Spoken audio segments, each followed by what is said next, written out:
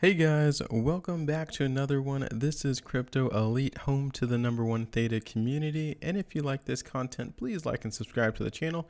And you can find me on Theta TV as well. As always, thanks again for following me on Theta TV. I'm definitely trying to grow my presence here and love getting those badges.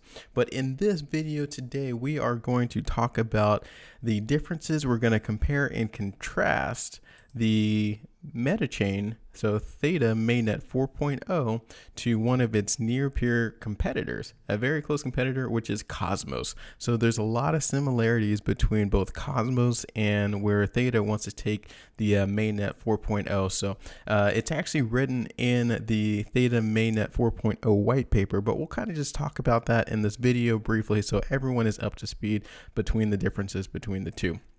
And the main things we're going to talk about, like I said, I pulled this directly from the white paper, is the Theta Metachain and Cosmos. We're going to talk about scalability, the transaction finalization time, security, DApp, or developer user experience, and then the interoperability, which is super important. I do love the 5 different topics, but we will dig directly into it right now.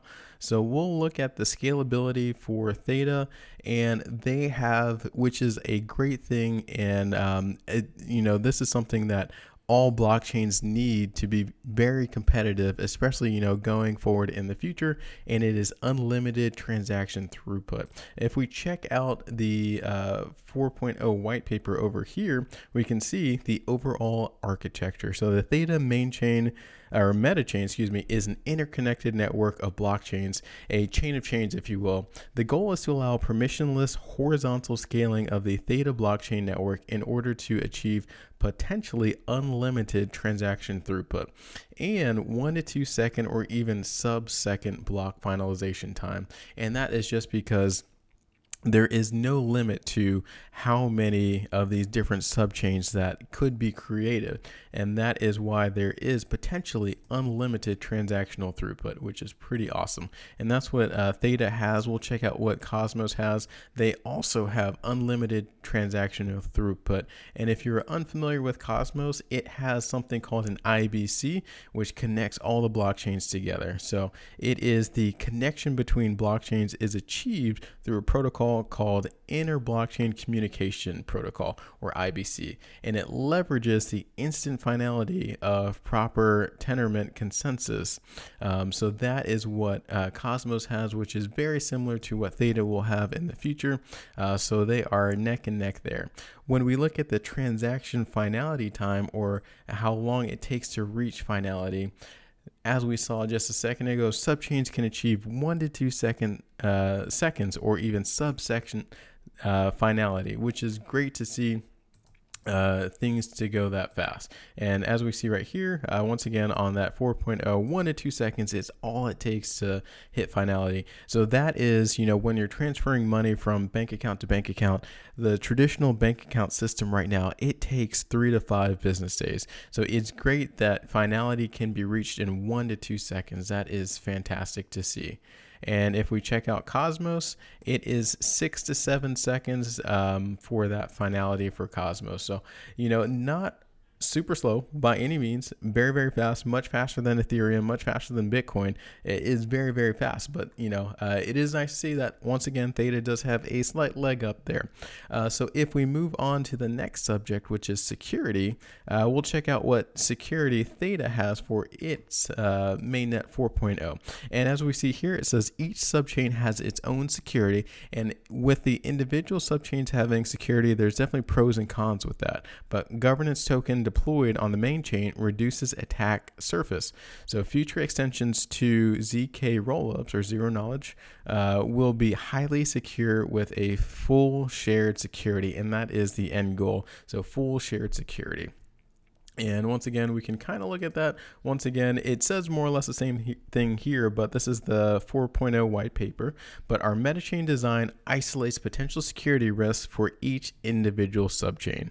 So this is achieved by adopting a dedicated TNT20 governance token for each subchain. So the subchains, they will not be using TFUEL directly for security purposes. They'll have their own TNT20 tokens. So that is, something that I just wanted to share. But in the future, they are looking at bringing everything together with ZK rollups, and in the end goal, they do want that full shared security to be achieved. That would be the safest option. And if we check out what Cosmos has right now, so they have each chain or zone has its own security, and they also are planning to research, and they are trying to get to that shared security model as well. So with the hubs validating zones. So I also wanted to bring that up. Once again, you can see here today, Cosmos does not have shared security. Every single blockchain in the Cosmos network has its own validator set, and each zone is responsible for its own security. We'll talk about zones here in a second if you're unfamiliar with that, but just know that everything, even though it is interconnected, they have their own set of security rules. And then this is another article that talks about where Cosmos is going. I thought it was only fair because Theta is not technically there yet either. They are also getting there in the future.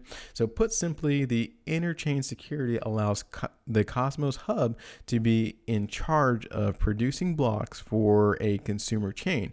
This is done by allowing its validators to run two nodes, one for the Cosmos hub and then one for the consumer chain. So to participate in the consumer chains, validators are required to stake Atom tokens. And this is just their security that is coming. That's a part of it. So once again, Theta and Cosmos, they are neck and neck here. I'll say they're both at the same point in time there. So I still think Theta, even though the 4.0 mainnet has not come out yet, when it does come out, it will have a point for scalability. It'll have the point for transaction finalization time. And then I will give both Theta and Cosmos tied here for security. If we check out the dApp developer user experience, it seems like it'll be a little bit more user friendly. There's a unified program interface, and it's EVM or Ethereum support across the board, which is really good to see. Ethereum is what everyone is trying to shoot for right now, to bring all the developers in. So that is very good to see. And if we check it out here, to create a new subchain, once again, out of the 4.0, you have to deposit Theta. So that will be part of it. You'll have to be a subchain validator staking, launch the subchain, and then they don't exactly say how to do it yet. Once again, this hasn't come out yet, but they do say we will publish the exact procedures for creating a subchain on the Theta Docs site when they get a little bit closer. But, I do think it'll be a little bit more streamlined just because it is EVM compatible. And then if we check out Cosmos, it is essentially, there might be a little bit of extra steps just with, the way their blockchain works. And it's just because developers, even though they say it's easy, they can build custom applications on specific blockchains called zones through the Cosmos SDK framework. So the framework is a independent Cosmos type framework. The good thing about Theta is that it is EVM compliant or Ethereum compliant, which makes everyone happy there. And the last little bit, not to make this video too long, has to do with the interoperability, and all subchains are connected through the main chain via the interchain messaging channel. So at most, there's 2 hops between any 2 chains, and the IMC has much less overhead than the Cosmos IBC.